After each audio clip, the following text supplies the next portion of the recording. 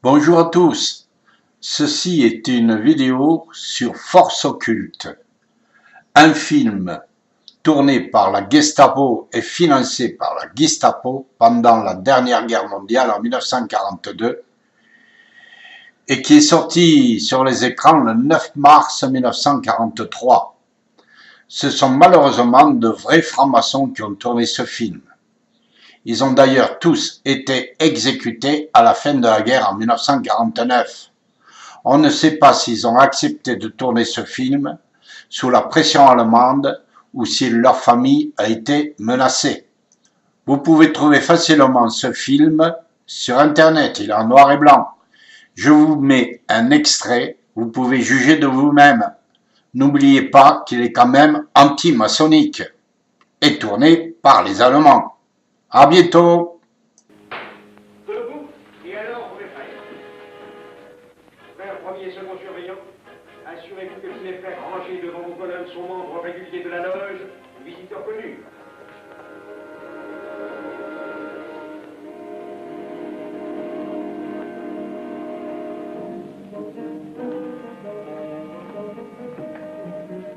Vénérable maître, les frères qui décorent l'une et l'autre colonne sont membres réguliers de la loge ou visiteurs connus. Il en est de même à l'Orient. Frère premier surveillant, à quelle heure les francs-maçons opèrent-ils leurs travaux? À midi, vénérable maître. Quelle heure est-il, frère second surveillant? Il est midi, vénérable maître. Puisqu'il est l'heure du travail, frère premier et second surveillant, invitez les frères de vos colonnes à se joindre à vous et à moi pour ouvrir les travaux de la respectable loge des enfants d'univers Orient de Paris, au grade d'apprenti, en la forme accoutumée. À moi, mes frères, par le signe, la triple batterie et l'acclamation.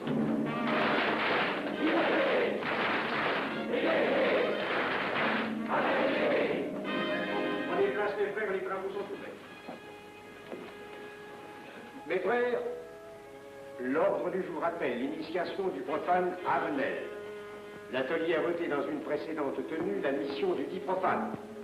Nous allons donc ce soir le recevoir solennellement. Mon frère couvreur, veuillez aller chercher le profane Avenel qui a écrit son testament philosophique dans le cabinet de réflexion.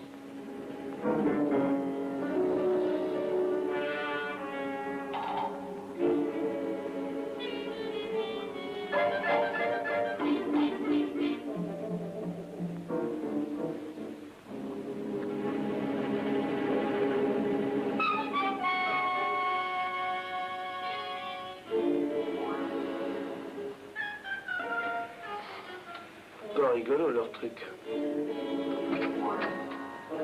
Monsieur, veuillez me suivre.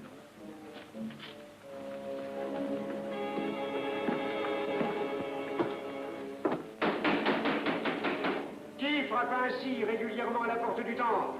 Vénérable maître, c'est un profane qui demande à être reçu maçon s'il en est du désir. Frères, armez-vous de vos glaives. Faites entrer le profane.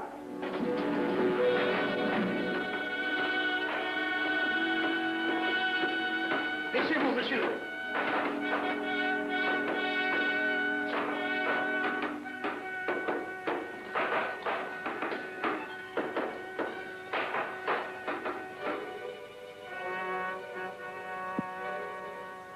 Monsieur, cette épée que vous sentez sur votre poitrine est toujours levée pour punir le parjure.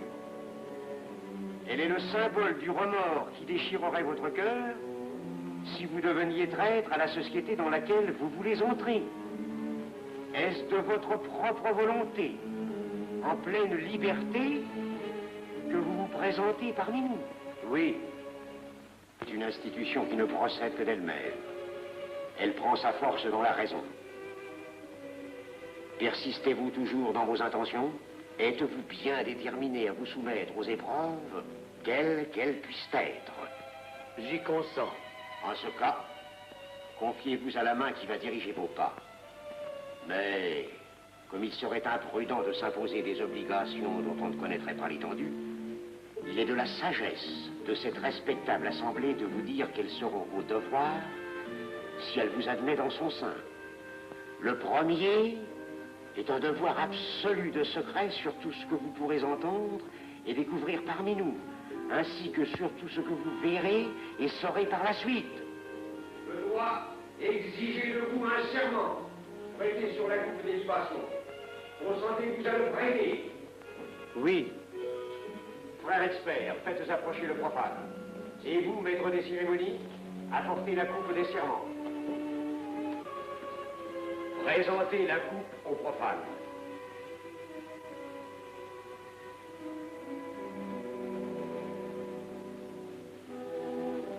Prononcez avec moi le serment. Je m'engage sur l'honneur, au silence le plus absolu, sur tous les genres d'épreuves qu'on pourra me faire subir. Je m'y engage. Vous devez connaître toute l'importance d'un serment. Si jamais vous manquiez à une parole aussi solennellement donnée, buvez. Buvez! Buvez! Que ce breuvage amer soit pour vous le symbole de l'amertume et du remords que laisserait dans votre cœur le parjure qui aurait souillé vos lèvres. Frère expert, emparez-vous du profane et faites-lui faire son premier voyage.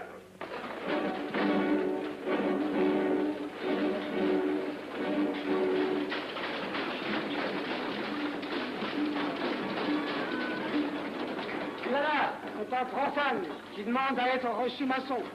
Comment ose-t-il l'espérer? C'est qu'il est libre et de bonne mœurs. Puisqu'il en est ainsi, qu'il passe.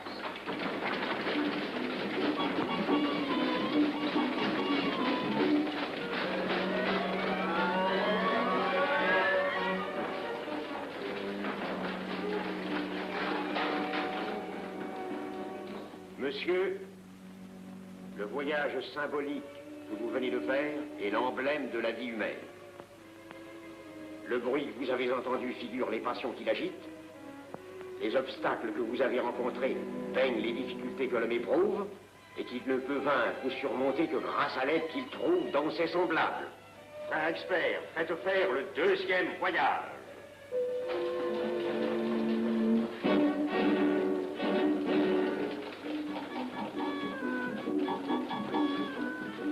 Qui va là? C'est un profane qui demande à être reçu maçon. Comment ose-t-il l'espérer? C'est qu'il est libre et de bonne mœurs. Puisqu'il en est ainsi qu'il passe, et qu'il soit purifié par l'eau.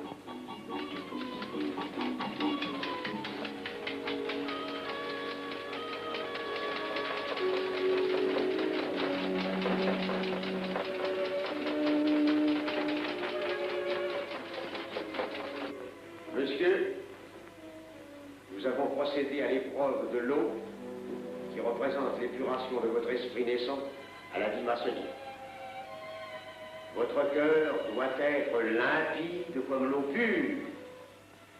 Frère expert, faites faire le troisième voyage.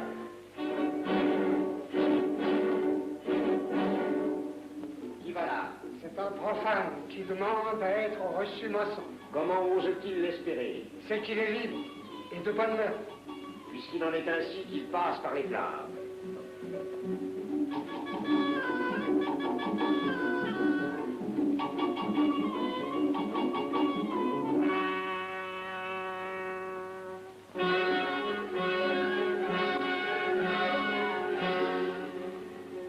Monsieur, les flammes dont vous avez été environné ont achevé vos épreuves. L'ordre maçonnique dans lequel vous demandez à être admis pourra peut-être un jour exiger que vous versiez jusqu'à la dernière goutte de votre sang pour sa défense et celle de vos frères. Je vais maintenant vous faire prêter serment à la franc-maçonnerie. Frère expert, amenez le profane à l'autel. Les frères, debout, à l'ordre avec lèvres aux mains.